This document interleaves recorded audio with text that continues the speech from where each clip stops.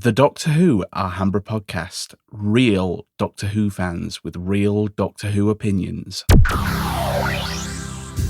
Hello and welcome to another episode of the Doctor Who Alhambra podcast dedicated to discussing and reviewing all things Doctor Who, Big Finish, and other science fiction stuff that tickle our fancy. In today's episode, I'm going to be looking at an article that the Doctor Who TV.co.uk brought up, which could mean one reason why the BBC and Disney decided to split or, start seeing other, streaming services or whatnot, as well as a look back at a classic episode 95 of the podcast.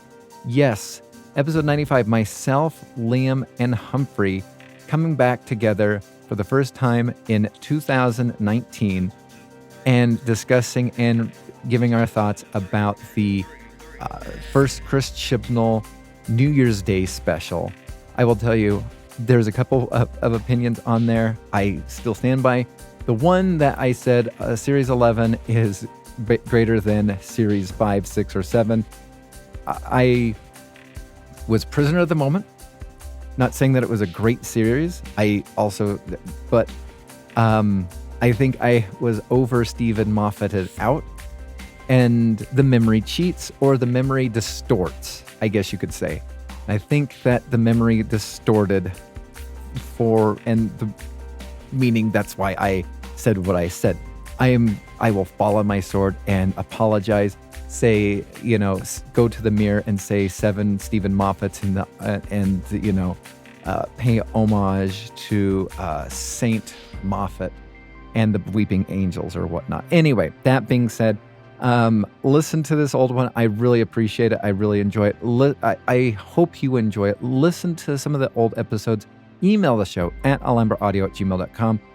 Tweet the show at Alhambra Podcast. DMs are open. If you like the podcast on Twitter, give us some feedback on YouTube. Like it on YouTube. Subscribe to the podcast on YouTube if that's where you listen to it. Give us some feedback. We do get that. And without now further ado, let's look at the bloated budget of modern Who.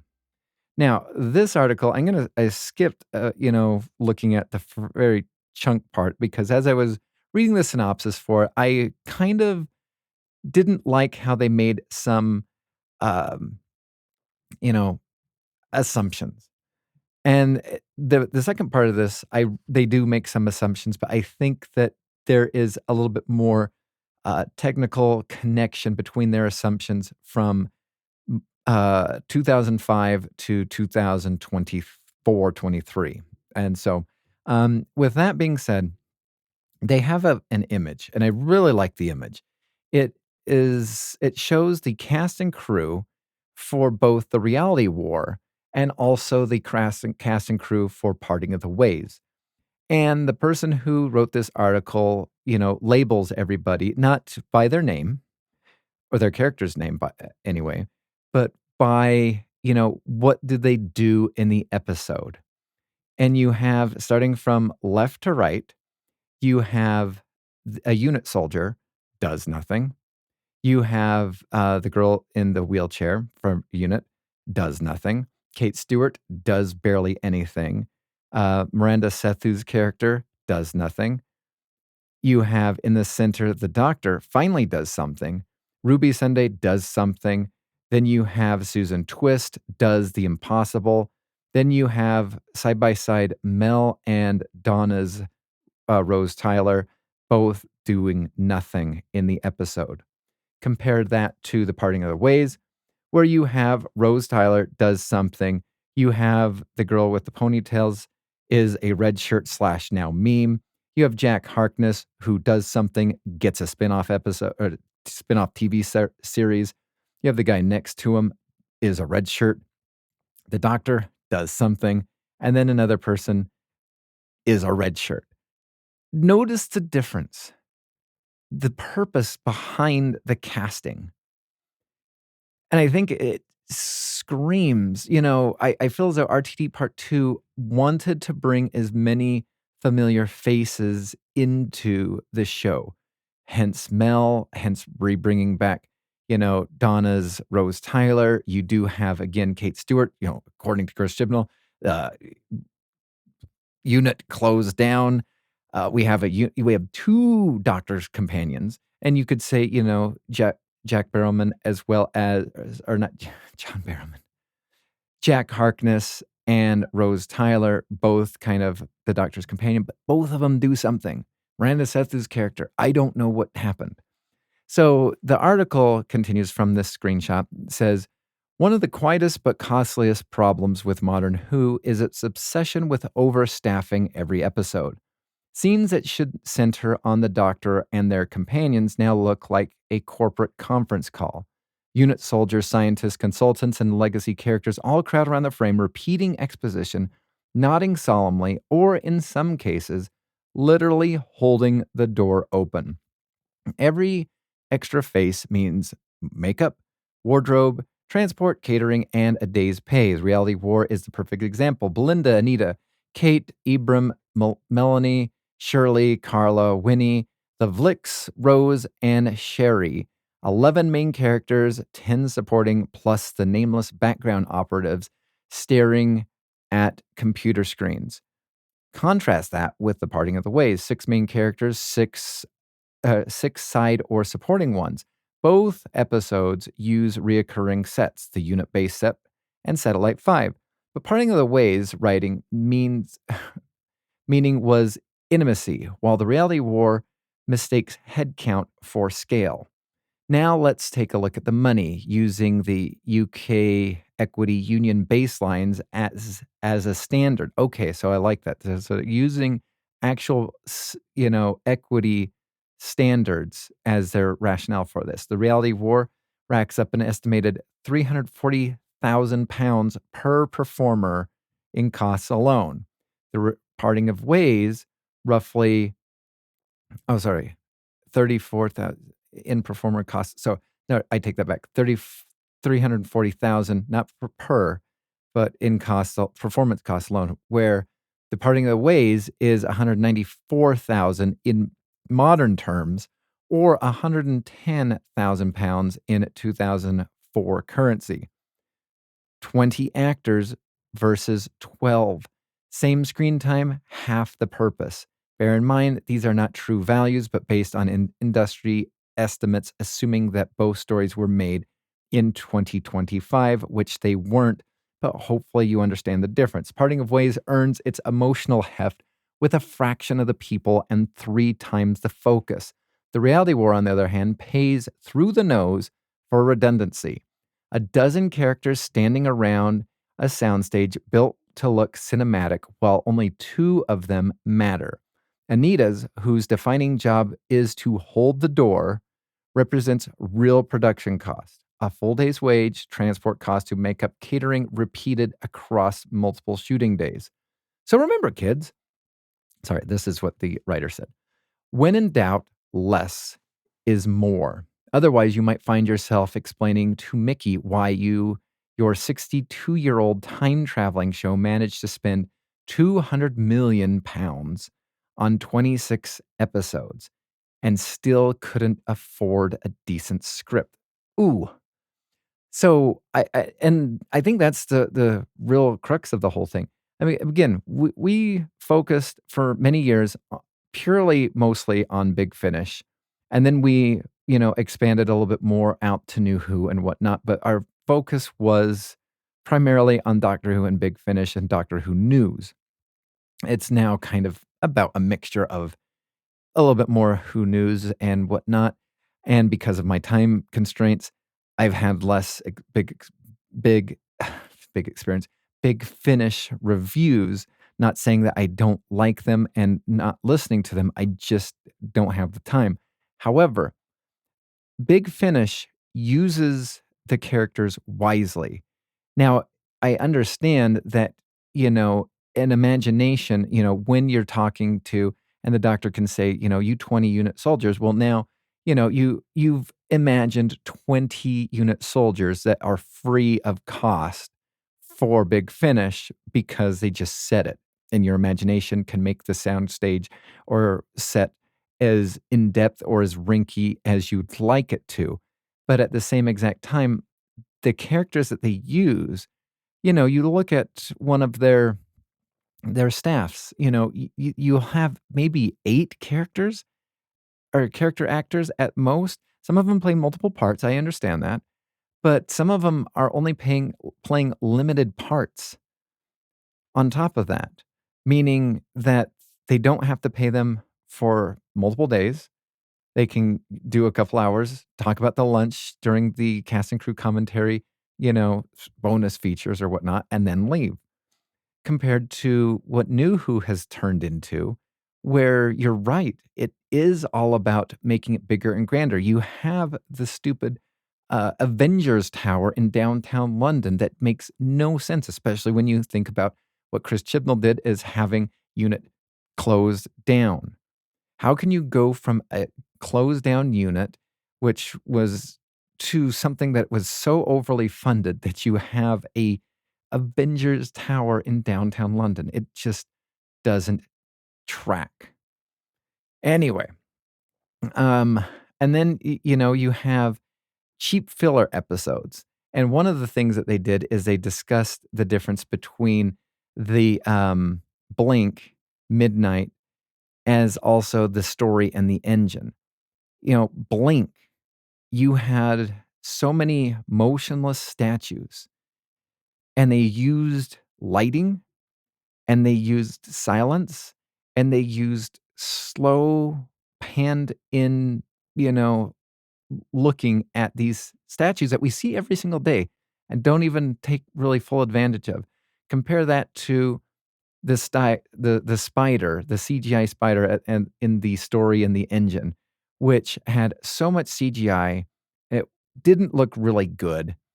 And who knows what the budget was. I mean, it'd be interesting to find out what the future is. I really want to, in the near future, discuss because I have been distracted from making and recording podcasts and listening to Big Finish because I have been having so much fun with AI. See the AI episodes, season 1 and 2 that I had Gemini, I believe Gemini, and ChatGPT create or Copilot. One of they're amazing. And it was just a simple breakdown. It would take people to, and I don't believe that you should, have everything 100% AI. But instead of having those cringy moments, those over elaborate sets and stage, and over bloated cast and crew, you could just focus purely on the story. And I think that is, and I think that's the drawback also of all of the Marvel movies and stuff like that. It went from being so simple, Iron Man, Captain America, even the not great Hulk. Then you have the Avengers, and you had, not all the Avengers were constantly at the forefront of the story, but then you now have it to where in Doctor Strange, Multiverse of Madness, he takes second fiddle to America Chavez in his own movie. You could almost say the Scarlet Witch outshines him in his own movie. Like, the Doctor currently seems to be outshined in his own movie or in his own TV series. And I think we're losing the purpose of Doctor Who. And it does go down to writing. It does.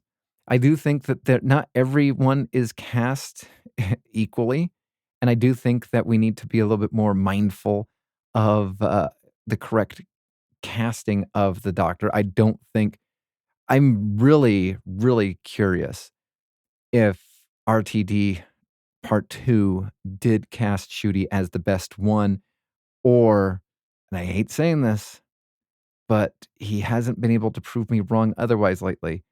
Did Shooty just tick more boxes? I know I've heard some people say he does great in Sex Education. I watched 2 episodes of it. I not interested in it whatsoever. I think there is a lot to peel back the layers. and think about really carefully. Let's see. Yeah.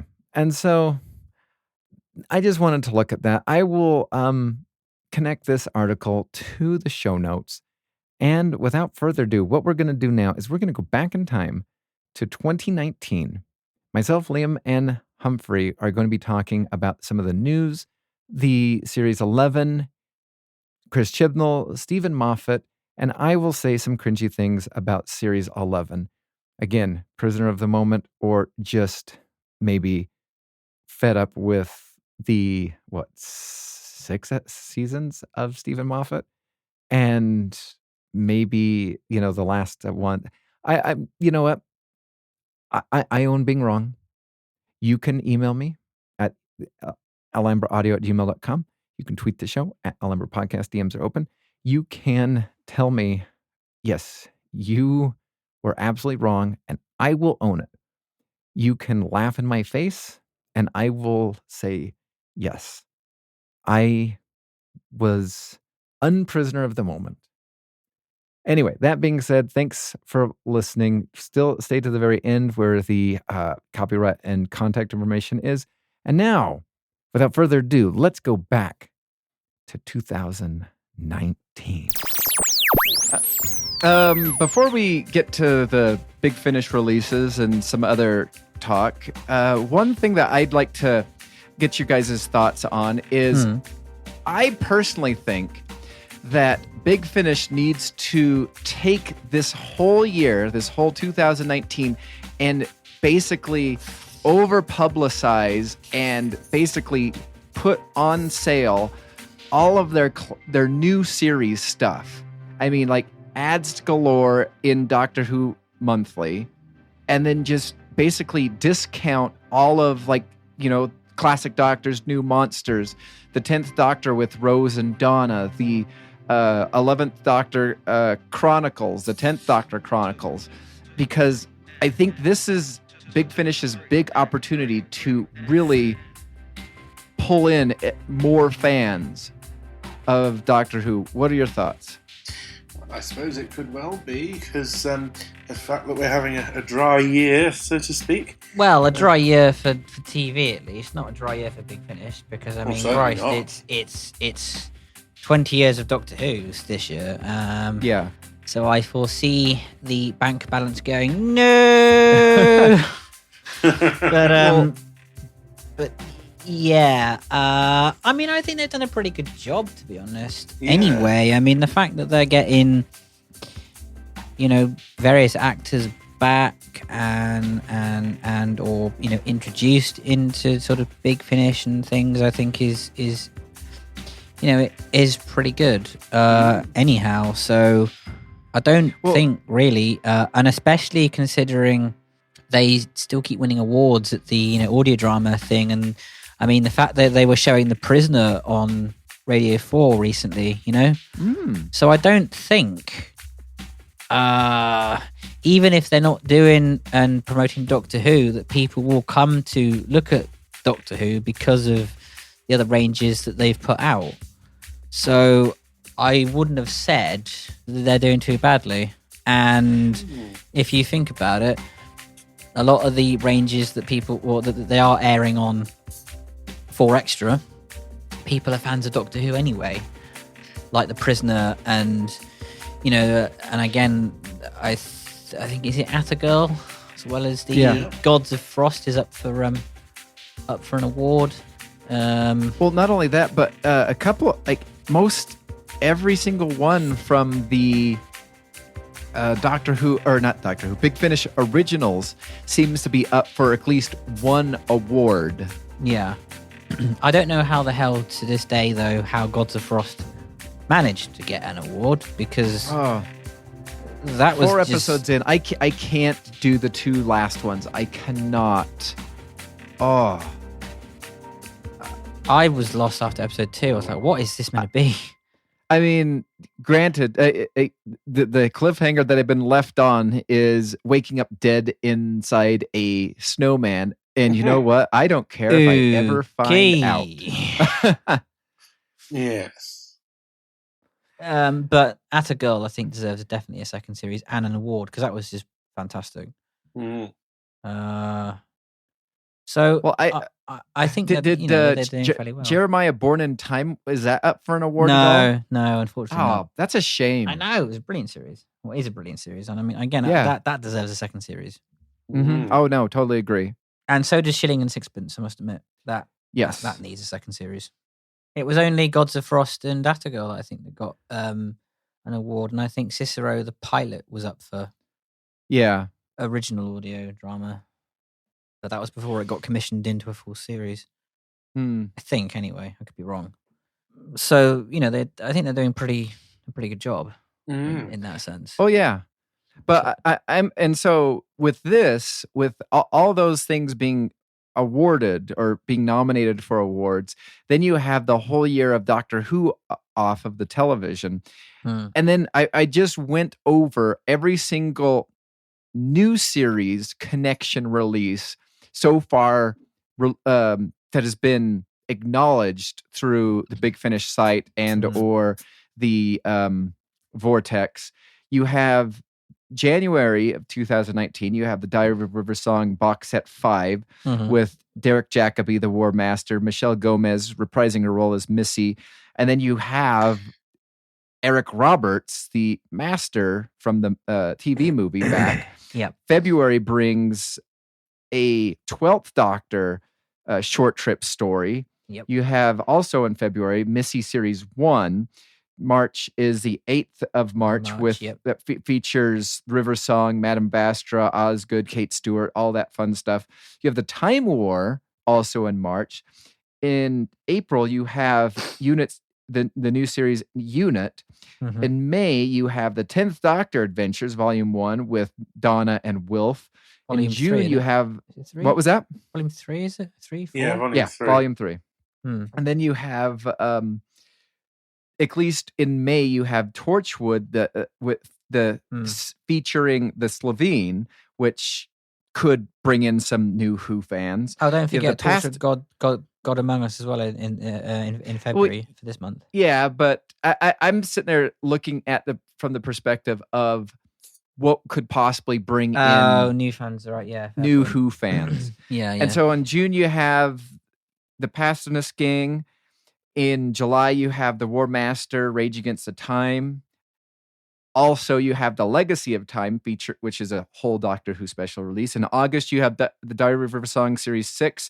You have the 8th Doctor Time War Series 3. In September, you have Rose Tyler, everybody's favorite, the Dimension Canon.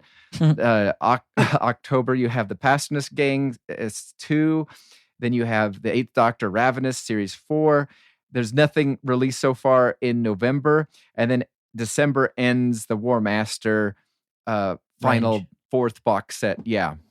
So, I mean, at least New Who-wise, characters that people would be familiar with New Who.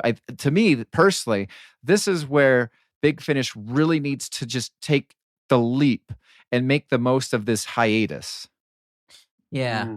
But then, like I said to you before, don't forget, it's 20 years of Doctor Who. I'm anticipating a massive massive year of releases. Oh yeah, I mean, all that stuff is stuff I typed in early January, and I can only imagine, like you said, your bank statement will probably take a massive hit eventually because there'll just be even more stuff to be coming out with. No, stop it, but it will. Yeah, you'll just see a tweet from me going, Brett, I'm homeless. But at least I have Big Finish to listen to. At least I have Big Finish. Rose the Dimension Cannon will keep me warm. Oh, why? Why? No, I think actually this year, as you say, I think New Who's been quite well represented, actually. I'm quite looking forward to it. Speaking of New Who being represented, let's take a step back. The whole of Series 11 is done. Jodie Whittaker's first season as the Doctor is complete. We've had 10 episodes plus the not Christmas special, the New Year's special. What are I'd like to get your raw thoughts on series 11 so far? Well, for me personally, I really enjoyed it. It had some stories perhaps weren't as good as others, but what I liked was the fact that, unlike Stephen Moffat, the series, was, more straightforward. There wasn't all this silly, overcomplicated nonsense that he would write in for no apparent reason. The stories, to me, were just more, proper Doctor Who. They, in a way, they were very reminiscent for me of the 60s Who. The William Hartnell era, 3 companions being the obvious one, but also the fact they're historicals, and it was very much, exploring, whereas with sort of Moffat's era, it was very much just, you really didn't know where you were with half of the stories, I found, whereas the stories here were much more straightforward, and I found, for me personally anyway, just a lot more enjoyable. I thought Jodie Whittaker was a fantastic Doctor. I like her companions. Granted, I think Ryan is the weakest of the 3, but still, So me, I think it's pretty good, personally. For me, meh. I like Jodie Whittaker in the role. I don't feel at this point in time that the writers have a handle on her actual Doctor, though. She's a bit kind of all over the place with her moral compass. She wasn't really given a massive moral dilemma, which I think she should have been given. If you consider like Tom Baker and Genesis, for example. I feel the writing was kind of average. Yeah, there were some standout episodes. The Doctor, for my liking, didn't get enough storyline or screen time. It was still kind of about the companions rather than her. I don't think she was, as a new incarnation, was explored enough. I like the fact, that there was 3 companions. It was a nice harken back to, Ian, Susan, and Barbara. Again, I agree with Humphrey. Ryan definitely is the weakest, and he needs to go. Like last week, I find his acting very wooden. He may look animated on the screen, but he sounds like he's just reading off a bloody tax form. Yaz and Graham, I think, have more of a rapport anyway. Graham was definitely the standout companion out of all 3. And is it me, or has the Time War just been forgotten? Not only that, but I mean, what was it? Capaldi's Doctor was trying to find Gallifrey, and then no mention whatsoever. And it just like, that was the sole purpose when Matt Smith left, was he finally found Gallifrey. The 12th Doctor was constantly trying to discover where it was, and then we just had 10 standalone stories. That may well change in the next series, though. And here's my question to you, Brett. When did the Time War end? Did the Time War end in Day of the Doctor? Or did the Time War end in Hell Bent? I think the Time War ended in Day of the Doctor because Gallifrey was sucked into a pocket dimension. That pocket dimension, which essentially prevented it from total annihilation from the Daleks. It prevented it from it. It was just moved essentially. So, but then really, the Daleks have won because the Daleks are back in the show.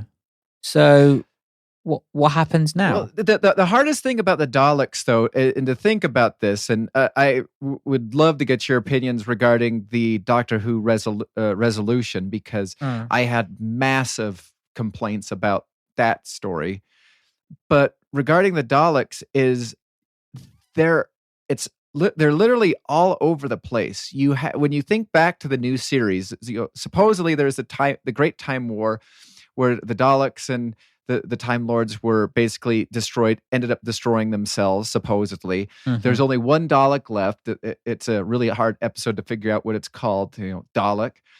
And then you have then you have the Emperor using, Satellite 5? Yeah. And turning the contestants into Daleks. then you have the Army of Ghosts, which had all those Daleks that were put in the void, which were actual proper Daleks. You have the what is it? The Davros in the last one, who basically he showed off like his destroyed body, that he basically used his genes to recreate the Daleks. And then you have the ones with the Skittles Daleks with when Stephen Moffat took over, where the Skittles Daleks destroyed all the other Daleks because they were not pure. And then they got wiped out of history because, well, and then they got wiped out of history and everything got reset.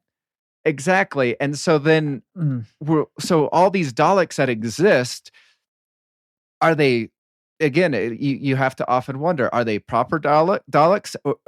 Where did some of these things come from? And it's the whole Dalek timeline is enough to make you go insane nearly, because it is all over the place, which is one reason why I do struggle with the resolution. Is how does this Dalek know the Doctor? Well, the Dalek knows the Doctor because all Daleks know the Doctor, because they get imprinted with, with I suppose the Doctor's bioprint data, don't forget. And even though the Doctor regenerates, the Daleks still recognize him/her. So because the bioprint, because the Doctor may have changed, but overall it's like our DNA, the bioprint data is still the same. But remember what Clara did. She wiped the knowledge of the Doctor out of all the Daleks. To be fair, though, that Dalek that is in Resolution had been on Earth since the 9th century, so God knows exactly how it got there. So it could have been before Clara wiped it out. Yeah, exactly. And if it's been Bloody buried Clara. in the ground somewhere, which it had been. So exactly. So it probably escaped all of that. I mean, I don't know. I quite like the fact that it was a bit different. And we saw, and we finally saw a new Dalek, because it's like, how many times are we going to get a Dalek episode and just see the usual configuration? Like, I think, they've got a good opportunity next season to bring back the special weapons Dalek, but make it center stage, not just, it's there in the background. Yeah. Like, now come on, bring it to front and center. Well, make it a threat. A bit like Genocide Machine did. Make it actually a threat, and make it like the standout threat of the episode. What did you think of the whole unit being kind of closed down pending investigation, and people going, "Oh, that's a definite dig at Brexit"? I saw some people reaction to it is just like, "Oh, come on, you're totally like throwing in modern politics, blah blah blah blah blah." And the way I saw it was the way that the old classic series would work K9, because K9 could basically, in some aspects, solve many problems. However, if you have K9 being able to solve many problems, then these stories aren't interesting. If the Doctor was able to call Unit, Kate Stewart and the Unit squad could basically solve this problem. I saw it not as a way of basically politicizing the whole monotonous government situation, which governments basically do things that are just monotonous and near pointless. But I found it as a way of, the sonic screwdriver couldn't solve the problem because the Dalek kind of prevented it from working after a while. Unit couldn't come in and solve the problem. It was the Doctor and his companions that were forced to solve the problem. That's how I saw Unit not exist. I mean, and also, I mean, you can see what the Big Finish box set's going to be. It's going to be Unit Shut Down Part 2, The Sack. You know what I mean? It's going to be basically just all them talking about, oh, by the way, we've been shut down pending investigation, and just like them bemoaning the fact that they've basically all been sacked. Unit, the pink slip years. Unit P45. Or is it P60? P45? Yeah, P45. So, yeah, that's going to be quite a funny thing from Big Finish, I think. So, yeah, that'll be quite amusing. I mean, I didn't mind it. Again, like you, I thought it was quite interesting that that they went, oh no, shit, we can't, like, we're screwed. We're on our own. We have to do this ourselves. So, yeah, I didn't mind resolution. The only gripe I had with that episode was I feel Ryan's dad should have died at the end. Actually, no. So did I. I was waiting for both Ryan's dad. In fact, somebody put this on Twitter. They said if RTD was writing this, both Ryan and Ryan's dad would have been sucked out into that sun. And that's what should have happened. Exactly. They should have had a kind of final, deep look into each other's eyes, holding hands as they got sucked into the sun. I thought that would have been fantastic. Mm-hmm. However, I will say, I don't know if you caught this, but I caught this. Ryan essentially apologized to all of the fans in Doctor Who for being a lousy companion. Would you like to hear his apology to all the fans for being such a horrible companion? Sure. Okay. I'm sorry. I've messed up. Really? I'm not good enough. I've let you down a lot. And I'm sorry. See? He apologized. Mm-hmm. You know what? Thank you. It takes a big man to apologize for being a lousy companion. And you know what? I appreciate that. It's still muffled to all hell, though. Is it me, or does he not open his mouth in that entire scene? What? Sorry, I didn't quite catch that, Ryan. Ye gods. So, just out of curiosity, I pulled this up because I sent this to you over Christmas. This one gentleman I really enjoy following on Twitter is Doctor Who at Time Space. He's been posing lots of questions. In fact, he's irked a lot of people because he's posted stuff like, what is your least favorite episode or whatever? And people are just like, oh, I don't think that you should say least favorite because that basically means that the writing was subpar and the people didn't do a good job. It's just, well, you know what? Sometimes people don't do a good job. Exactly. Not saying that the costume design did it. There's 55, there's 55 years worth of Doctor Who episodes. There's going to be gold and there's going to be shit. Mm-hmm. So let's weed out the shit from the gold. Do you know what I mean? And at least to me, and I sent this to you, and I've been trying to find your response to this, but the question was raised is what new Who series, rank the new Who series from best to worst. And mine was, so going from best to worst, I went series 4, 1, 5, 10, 3, 9, 11. And then underneath 11, I put the second season, 6, 7, 8 in that order. I did actually respond to that one. Yeah, I did. I've been trying to find your response to that one.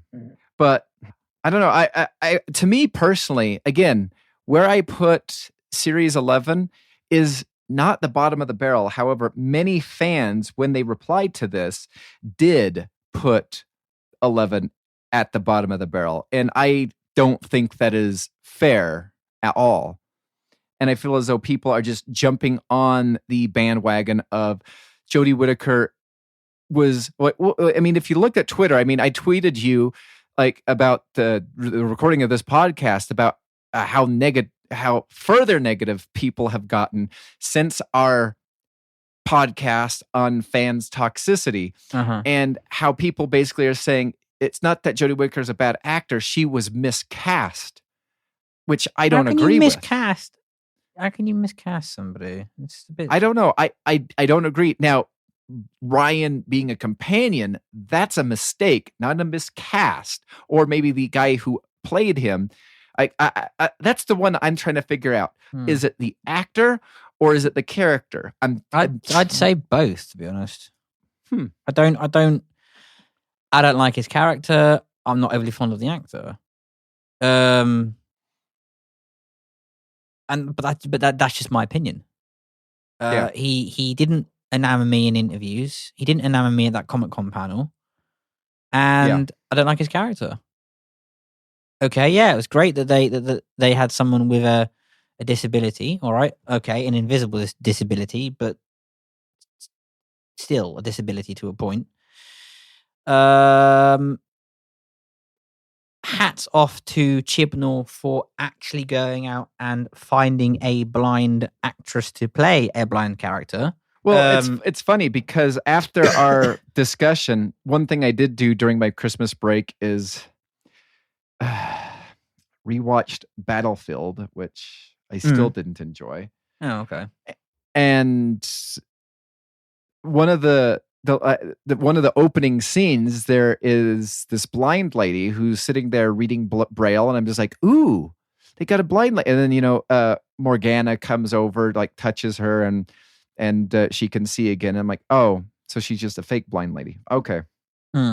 Yeah. Whereas, which goes to your point that you made about casting people with disabilities in roles that they of actual authentic disabilities. Yeah.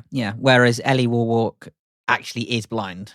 I've not met her, but we've been to the college that she is at doing performing arts and acting. So she is actually blind. Which again, it is a good thing. But again, it's not enough. What needs to be done now is we need a blind person or a person with cerebral palsy or in a wheelchair in a main leading long-running role, not just for one episode, a series. Well, there is one. At least there's a comedy in the United States called Speechless. Yes, I do know of it. I've been meaning to watch it, actually. But I mean, okay, yeah, that's one example. But I don't think it's enough. I think there needs to be more mainstream, more stuff out there, more films, more TV shows about disability. But I mean, this is the thing. I think it's striking that balance between giving people with disabilities the main role versus normalizing it. Well, and you brought up a really good point in your interview with David Warner regarding this whole thing. If any of you did not listen to that podcast, I believe it's podcast number 90, I think, or 91, 92. I think it's either 90 or 89 that I posted that. But it's a really good podcast. Sadly, it was only a half hour, and then you had that horrible truck that was backing up during part of it. Yeah, well, there's nothing we could do about that, though. Yeah, there's nothing. Well, you could have just walked out and just flattened its tires and be like, there, up yours. Podcasting. So, looking at Series 11, what do you think was any highlight episodes that really stuck out to you that you really enjoyed? I mean, because I was thinking about this before our podcast, and I was like, I found more of them enjoyable than many of Stephen Moffat's series 5, 6, and 7 stories. I mean, The Woman Who Fell to Earth was great. Yeah. I enjoyed Ghost Monument. Rosa, again, speaks for itself. Yeah. I personally didn't mind Arachnids in the UK. I didn't mind it. What is it? Tersunga Conundrum. That was meh. Not good. Demons of Punjab was great. Having discussed it, it makes more sense about those things, because I again, and I think that was just not put across properly or enough, was that it wasn't stated very clearly, but apparently the assassins weren't always assassins. They took centuries to basically become... I felt as though that came across quite clearly. I just would have preferred it being a more historical story and aspect, personally. Yeah. I mean, I would have. I mean, it would have been nice to kind of seen the after effects of the of like the riots and all that in India and what really happened. Granted, but I think Rosa and Demons were probably the strongest stories out of the run. They were very good. See, I really enjoyed Kerblam. I thought that was just just a fun. The only thing I didn't like was story. that stupid conveyor belt scene Yeah. with the high five and oh god. Yeah, that was a bit silly, but the rest of it was good. I have yet to watch Witchfinders just because I just saw so many bad comments that I just was like, It's eh. okay. It's okay. I mean, it's not bad. And then I started watching the Battle of Raskur whatever, and I just never spoke to me. I just that found myself the- turning it off. Was that the last episode before Revolution? Yes. I must admit, I'm kind of in agreement with you. I kind of started watching it and stopped as well. But I mean, personally, again, like I said, I would take Series 11 over 5, 6, and 7, which is sadly basically most all of Matt Smith's era. Yeah. Yeah. I mean, yeah, okay, there's a few standout episodes in Matt Smith's era, but there's not many. Oh, yeah. There are some very good episodes, but there's some of a rarity. So out of 10, what would you rate Series 11 as a whole, encompassing the New Year special? I would probably give... You have been listening to the Doctor Who Alhambra Podcast. Doctor Who is owned and trademarked by the BBC. Doctor Who Alhambra is not affiliated with the BBC or Big Finish. No infringement is intended. Visit our website at alhambrapodcast.weebly.com or email the show at alhambraaudio@gmail.com. Tweet us at Alhambra Podcast. That is ALHAMBRA Podcast. Thank you.